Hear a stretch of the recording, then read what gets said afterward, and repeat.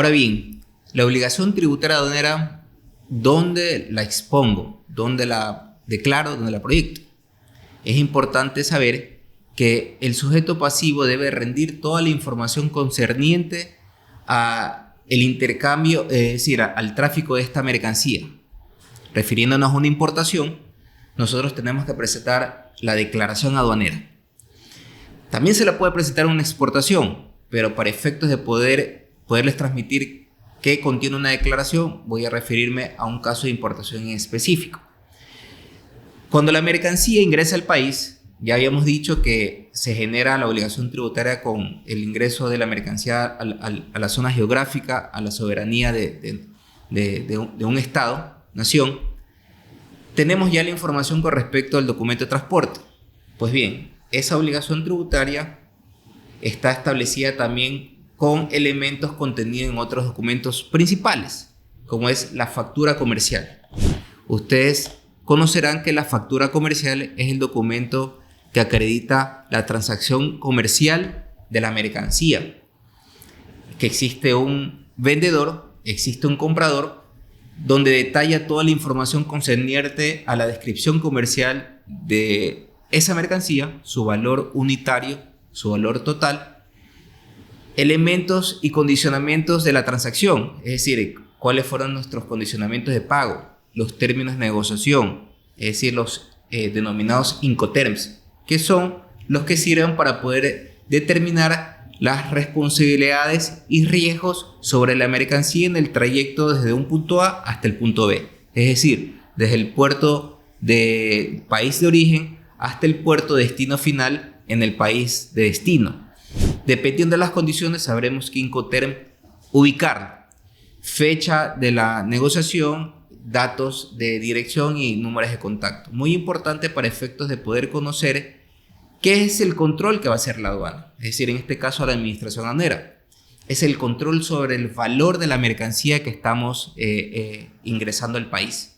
Entonces, toda la información que se encuentre consignada en los documentos, en la factura comercial y demás documentos que lo explicaré en lo posterior, serán declarados, valga la redundancia, en la declaración aduanera de importación, donde la administración me exige que establezca toda esta información que finalmente va a servir para efectos de poder corroborar el cobro correcto de los impuestos.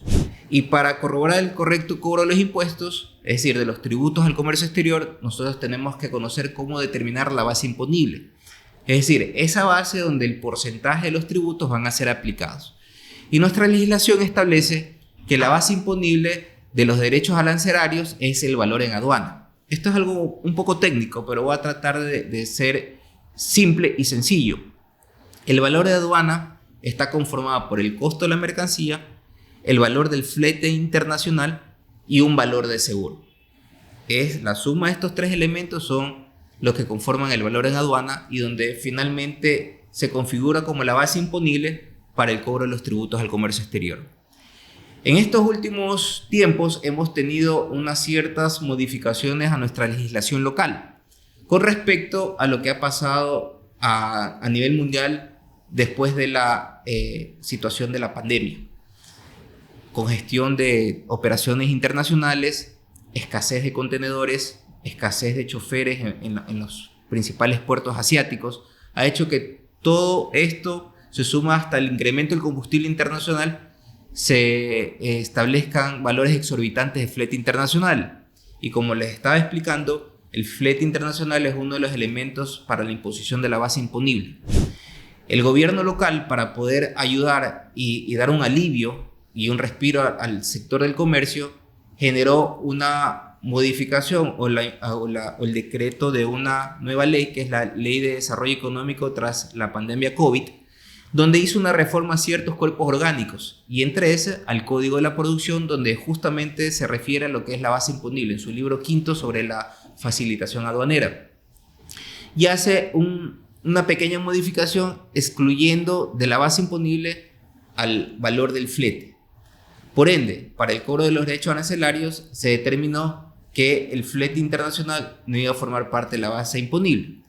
Aquí hay una situación de que se produjo durante un tiempo determinado un vacío legal, porque si bien es cierto, tenemos una norma local, también nuestra legislación y nuestra jerarquía de leyes establece que las normas supranacionales están por encima de las leyes orgánicas.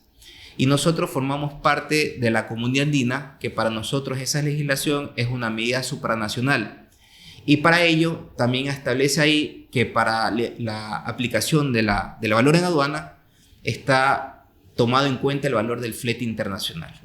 Algo muy importante recalcar que nosotros, Ecuador, como miembro de la Organización Mundial de Aduana, establece que es optativo por parte de los países establecer los elementos para la aplicación del valor en aduana. Pero nosotros, habiendo convenido dentro de la Comunidad Andina, teníamos que tomar cartas sobre ese asunto, y dicho esto, ya conocemos que la Comunidad Andina se ha pronunciado, ya ha permitido pues que los países participantes o miembros puedan tomar decisiones con respecto a los elementos de valor en aduana, y esperamos que de esa manera se pueda regularizar la normativa a aplicar.